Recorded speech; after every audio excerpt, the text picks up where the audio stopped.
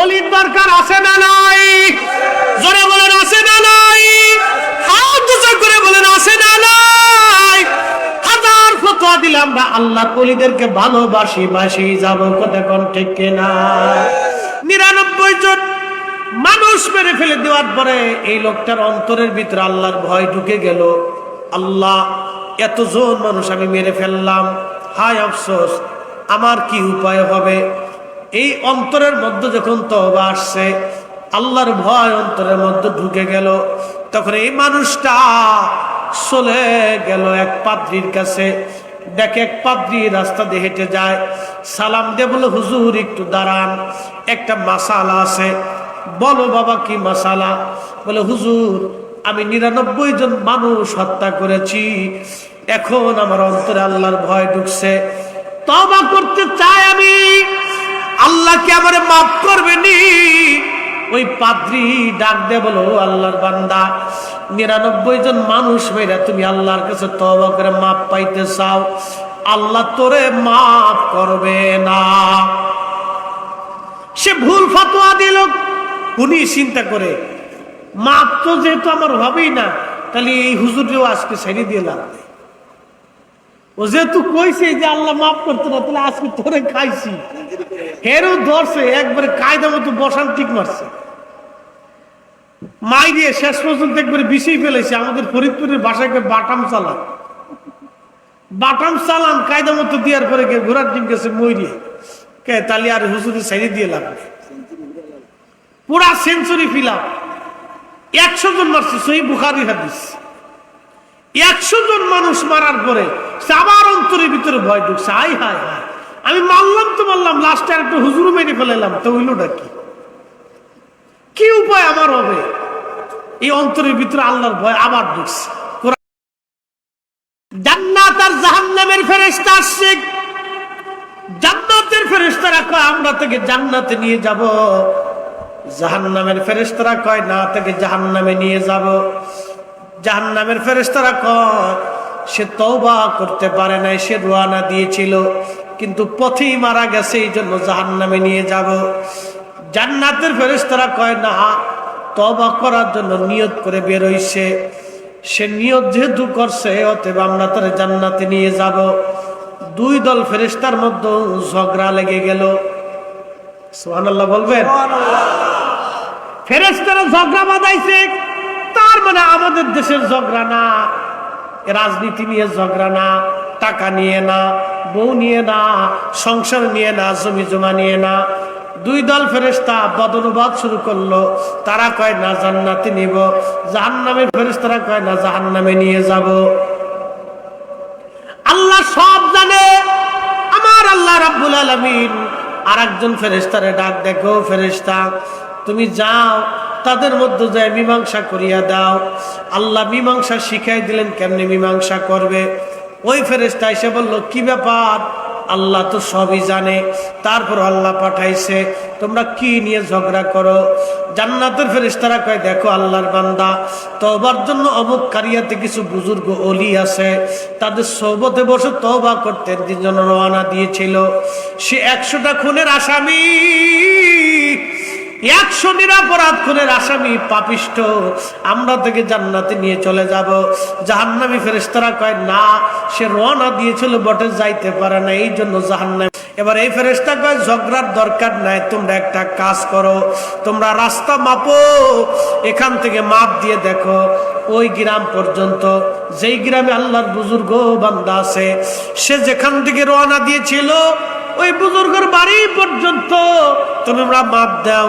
মাপ দিয়ে দেখো সে দেহ যেখানে পড়ে আছে, এই দেহটা তার কি সামনের দিকে চলে গেছে না অর্ধেকের পিছনে পড়ছে।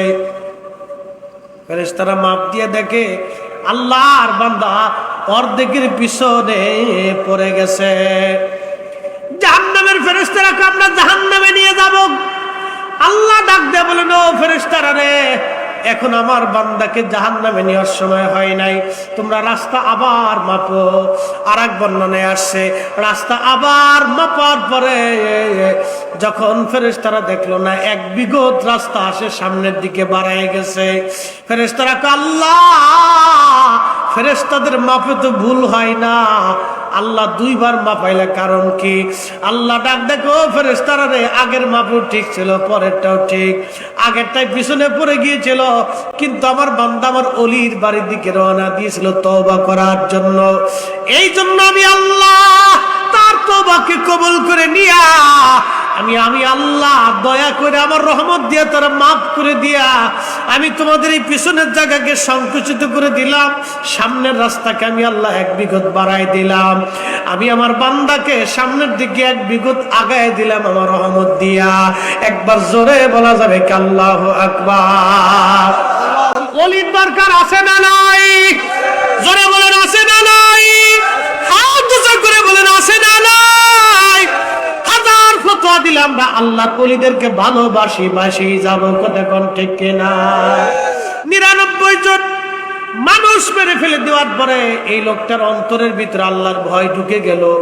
আল্লাহ, এতজন মানুষ আমি মেরে ফেললাম, হায় আফসোস, আমার কি উপায় হবে?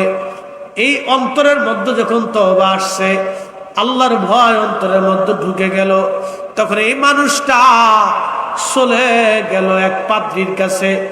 দেখে এক পাদ্রী রাস্তা দিয়ে হেঁটে যায়, সালাম দিয়ে বলে, হুজুর একটু দাঁড়ান, একটা মাসালা আছে। বলো বাবা, কি মাসালা? বলে, হুজুর আমি 99 জন মানুষ হত্যা করেছি, এখন আমার অন্তরে আল্লাহর ভয় ঢুকছে, তওবা করতে চাই আমি, আল্লাহ কি আমারে মাফ করবে নি? ওই পাদ্রী ডাক দে বলো, আল্লাহর বান্দা, 99 জন মানুষ মেরে তুমি আল্লাহর কাছে তওবা করে মাফ পাইতে চাও, আল্লাহ তোরে মাফ করবে না। সে ভুল ফতোয়া দিল। উনি চিন্তা করে, মাফ তো যেহেতু আমার হবেই না, তাহলে এই হুজুরেও আজকে ছেড়ে দিয়ে লাগবে। ও যেহেতু কইছে যে আল্লাহ মাফ করতে না, তাহলে আজকে তোরে খাইছি, হেরও ধরছে, একবারে কায়দা মতো বসান ঠিক মারছে,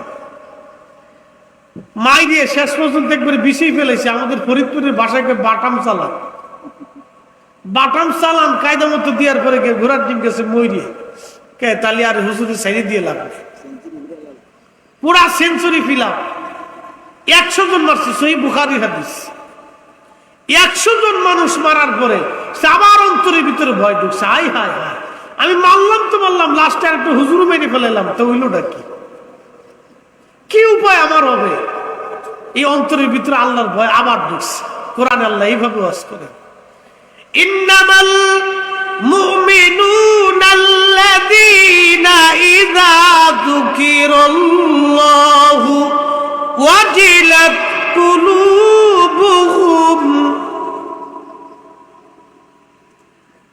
আল্লাহ কোরআনে বললেন, নিশ্চয় তারা মুমিন, তারা মুমিন। ইন্নামাল মুমিনুনাল্লাযীনা ইযা যুকিরাল্লাহু ওয়াজিলাত কুলুবুহুম। নিশ্চয় আমরা মুমিন, তারাই মুমিন যাদের অন্তরে আল্লাহর স্মরণ আসার সঙ্গে সঙ্গে তাদের অন্তরগুলি আল্লাহর ভয়ে প্রকম্পিত হয়, কাঁপতে থাকে, ভয় পাইতে থাকে। হায় হায় হায়, আমি জীবনে ভুল করলাম, 100 জন নিরপরাধ মানুষ মেরে ফেললাম, 100 জন মানুষ মারলাম, উপায় কি আমার? সর্বনাশ করে ফেলছি। অন্তরে ভয় আসছে, আবার সে দৌড়াইতে লাগলো। দেখে এক হুজুর, আমি আপনার কাছে গিয়ে একটা বিষয় জানতে চাই। বলল, বাবা বলো, কি জানতে চাও? বলে, হুজুর আমি 99 জন মানুষ মারছিলাম নিরপরাধ, এরপর আরেকজন পাদ্রীরও মেরে ফেলছি এই ভুল ফতোয়া দেওয়ার জন্য। আমি যে 100 জন মানুষ মারছি, হুজুর আপনি বলেন আল্লাহ কি আমার তওবা মাফ করবেনি, আমার গুনাহ মাফ করবেনি? আমি তওবা করতে চাই, ভালো হয়ে যেতে চাই। আল্লাহর ওলি ডাক দিয়ে বলেন, হ্যাঁ আল্লাহ তোমার জীবনের সমস্ত গুনাহ আল্লাহ মাফ করে দিবে। একবার জোরে বলা যাবে কি সুবহানাল্লাহ? ওই আল্লাহর বান্দা ডাক দিয়ে বলল, আল্লাহর বান্দা, আল্লাহ তোমার জীবনের গুনাহ মাফ করে দিবে। বলে, হুজুর কোন জায়গা যায় আমি তওবা করব বলেন, আমি কোন জায়গা যায় তওবা করলে আল্লাহ মাফ করে দিবে? ও দুনিয়ার মানুষ, আমরা আল্লাহর ওলিদেরকে কেন ভালোবাসি? আল্লাহর ওলিদের মাজারে যায় কেন দোয়া করি? আল্লাহর ওলিদের দরবারে বৈশা, দর্শে বৈশা, সোহবতে বৈশা আমরা কেন আল্লাহর দরবারে কান্নাকাটি করি? মনোযোগ দেন। আল্লাহর নবী বলতেছেন, ওই আল্লাহর বান্দা আবেদ ডাক দেয়, বলো আল্লাহর বান্দা, তুমি 100টা মানুষ হত্যা করেছো, বিরাট বড় গুনাহ তোমার। তুমি যদি ক্ষমা পাইতে চাও তো অমুক কারিয়ার ভিতরে আল্লাহর কিছু ওলি আছে, তারা দর্শের মধ্যে বসে, তাদের সোহবতে বসে তুমি আল্লাহর দরবারে তওবা করো, আল্লাহ তোমার জীবনের গুনাহ মাফ করে দিবে। একবার জোরে বলবেন কি মারহাবা? আচ্ছা আপনারা বলেন, সে একা একা তওবা করলে হইতো না? হইতো, কিন্তু তারে কেন ওলির বাড়ির দিকে পাঠানো হলো? বললো তুমি এখান থেকে ওই কারিয়ায় যাও, গ্রামে যাও, এটা স্যান্ডের সর, শিরার সরে তুমি চলে যাও। ওইখানে গেলে আল্লাহর কিছু আবেদ বান্দা আছে, তাদের সোহবতে বৈশা তুমি তওবা করো তাদের সাথে, দেখো আল্লাহ তোমার জীবনের গুনাহ মাফ করে দিবে। সুবহানাল্লাহ বলা যাবে? কষ্ট হইতেছে আপনাদের? রাত 1:45 বাজে, অসুবিধা নেই। কেমনে যে 1:45 বাজছে আমি নিজেও জানি না। আল্লাহু আকবার। আমি এই 5-7 মিনিটের ভিতরে ছেড়ে দিচ্ছি, মনোযোগ দেন। এই আল্লাহর বান্দা তখন ওই ওলির বাড়ির দিকে দৌড় দিচ্ছে। দৌড় দিলে কি হবে? মরণ, মৃত্যু দূত আজরাইল আলাইহিস সালাম এসে গেছে। কুল্লু নাফসিন যায়িকাতুল মউত, এমন কোন নফস নাই, এমন কোন জীবন নাই যে জীবনের মরণ না আসবে। সবার জীবনের মরণ আসবে। আপনার বাড়ির কুকুর, আপনার বাড়ির বিড়াল, গরু, ছাগল, হাঁস, মুরগি, তাদের মরণের স্বাদ নেওয়া লাগবে। বাবাজি, একটা মুরগি যখন আপনি জবাই দেন, দেখেন ওই মুরগিটা তার শরীরের সমস্ত শক্তি দিয়ে ছটফট করে। কুরবানির সময় দেখছেন গরু জবাই করতে যাইয়া কত কষ্ট হয়েছে। একটা গরু ফেলাইয়া হাত পা বেঁধে তাকে যখন জবাই দিয়েছেন, দেখেছেন সে কিভাবে ছটফট করে। তার মানে মৃত্যুটা কঠিন, মৃত্যুটা কিন্তু সহজ না। একদিন মাটির ভিতরে হবে ঘর রে, মন আমার কেন বাঁধো দালান ঘর, মন আমার কেন বাঁধো দালান ঘর। মরণ চলে আসছে। মরণ আসার পরে আজরাইল বললেন, বান্দা তোমার সময় শেষ। জান কবজ করে নিয়ে চলে গেল, কিন্তু তার দেহটা পড়ে আছে। তার চেহারাটা আল্লাহর ওই আবেদ বুজুর্গ অলির বাড়ির দিকে ঘোরানো ছিল। খাজা বাবা এনায়েতপুরী কত বড় দরজার অলি, ওনার জীবন থেকে একটা ঘটনা শোনাই। তৎকালীন ব্রিটিশ আমলে ওরস শরীফ হলো এনায়েতপুরে। ওরস শরীফ শুরু হওয়ার পরে একজন ভক্ত আশিক জাকির ওরস শরীফে রওনা দিবে। টোল টুবলা গাট্টি বুকসা সে বাঁধলো। গরিব মানুষ অনেক কষ্ট করে কিছু নজরানা জোগাড় করলো, আসা যাওয়ার ভাড়া। ঘরের মধ্যে মেয়ে ছিল ছোট্ট। ও মা বোনেরা শুনিয়া যান, ছোট্ট মেয়েটা ভাতিয়া শাক, চিনেননি আপনারা? ভাতিয়া শাক, গম ক্ষেতের মধ্যে যে শাক হয় এটাকে বলে ভাতিয়া শাক। আপনার দেশে কি করে? আচ্ছা যাও, যে শাকই হোক, আমাদের দেশে বলে ভাতিয়া। গম খেতে হয়, হয় না? শীতের দিনে হয়, অন্য সময় হয় না। গম খেতে হয়, ভাতিয়া শাক। এই শাক মেয়েটা তুলে এনে বাবাকে বলতেছে, আব্বা তুমি আল্লাহর অলির বাড়ি যাও, আমার এই ভাতিয়া শাক নিয়ে হুজুরকে দিও। দেখেন মেয়েটা ছোট্ট বালক বালিকা, কলিজার ভিতর থেকে আল্লাহর অলিকে ভালোবাসে। আহা, মেয়েটা এই কথা বলার পরে বাবা চিন্তা করলো, আমার মেয়েটা পাগলি। কয় কি? লক্ষ লক্ষ মানুষ আসবে, যার বাড়ি কত ধরনের নজরানা দিবে হুজুরকে। আর তোমার এই ভাতিয়ার শাক, এই শাক নিয়ে আমি হুজুরকে দিব, আমার কি পাগলে পাইছে?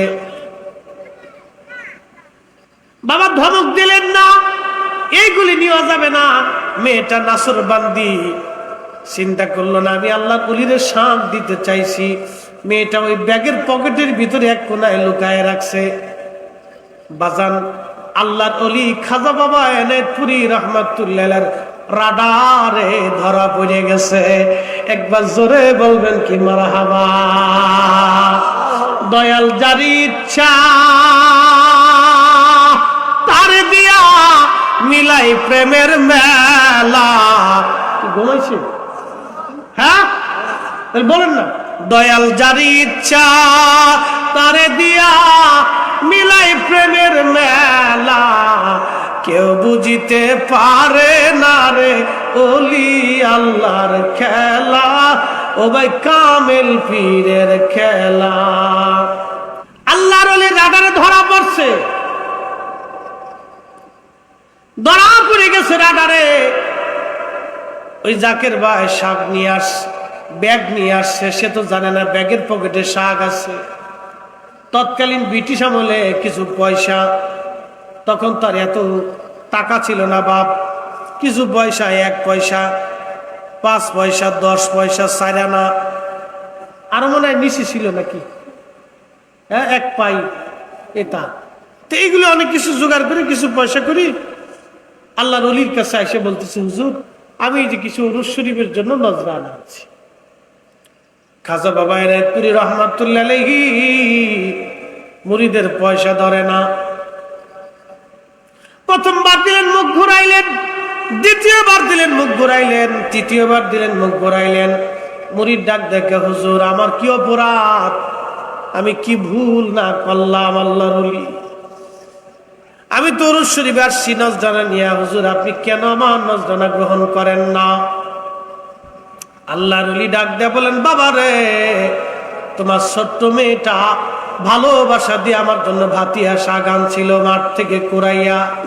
ও বাবা আমার ভাতিয়া সাক্ষ্য, তোমার ওরসের নজরানা আমার লাগবে না, তোমার টাকা লাগবে না, আমার পাগলির ভাতিয়া শাক আমার আইনা দাও। একবার জোরে বলবেন কি মারহাবা। 36 বছরে কারো জ্ঞান কি ফুটে না, 6 মাসের কালে আবার পাই যে 16 আনার দয়াল, দেয় যে 16 আনা দয়াল, যার ইচ্ছা তারে দিয়া মিলাই প্রেমের মেলা, কেউ বুঝিতে পারে না রে এনায়েতপুরীর খেলা, আল্লাহর ওলির খেলা। খাওয়াই শেষ করে দিচ্ছে আজকে ঘোড়ার ডিম।